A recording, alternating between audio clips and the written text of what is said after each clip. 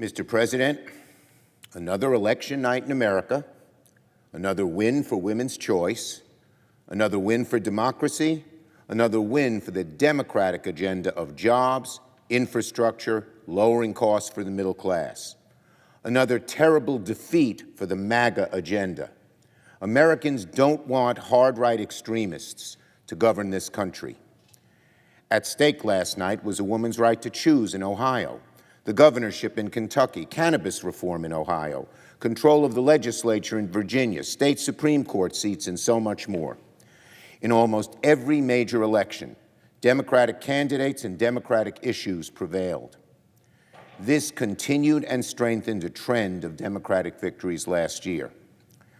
There is no possible takeaway from last night other than this. Americans fiercely oppose MAGA extremism, fiercely oppose total abortion bans, and want bipartisan leaders who can put America's needs first. After last night's results, I have a message to my Republican colleagues.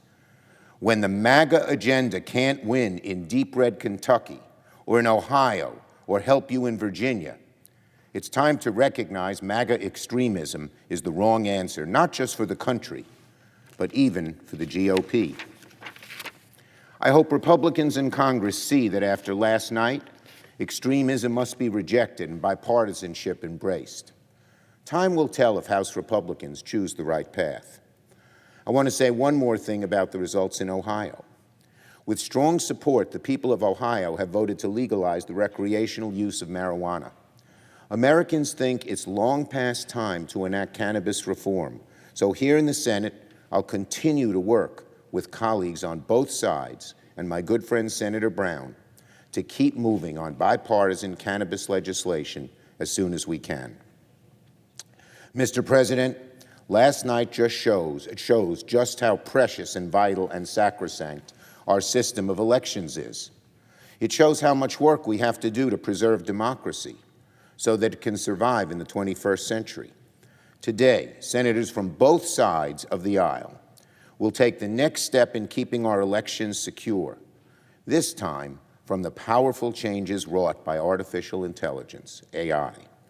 This morning, I will join with colleagues from both sides and with experts from across the country for our AI Insight Forum on elections and democracy. It's one of the most important forums we will hold this year. Because of all the ways AI will reshape our lives, few are as immediate and stark as the impact it could have on elections. This is the problem we now face.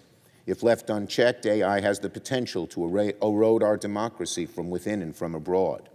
Political ads have already been released this year using AI-generated images and text-to-voice converters to depict certain candidates in a negative light.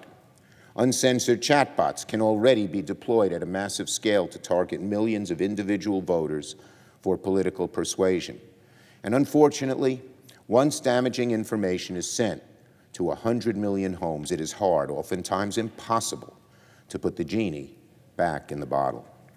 If we don't enact the right guardrails soon, we could soon live in a world where political campaigns regularly deploy totally fabricated yet totally believable images and footages of Democratic or Republican candidates, distorting their statements and greatly harming their election chances.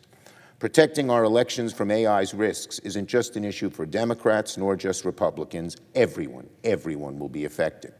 And time is of the essence as Americans prepare to go to the polls in 2024. So I encourage all my colleagues to come to this AI forum this morning.